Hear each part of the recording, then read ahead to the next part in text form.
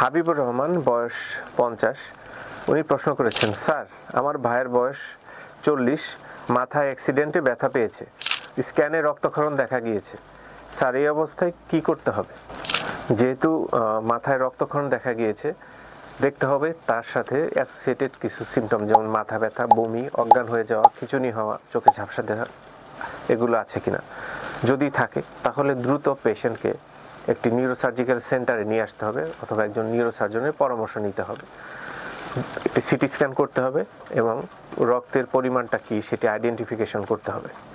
Identification যদি দেখা যায় যে তার সার্জারির প্রয়োজন, সেক্ষেত্রে সার্জারি লাগতে পারে, অথবা যদি রক্তের পরিমাণ কম হয় সেক্ষেত্রে ওষুধের মাধ্যমে এবং অবজারভেশনের মাধ্যমে এটি চিকিৎসা করা হয়ে থাকে।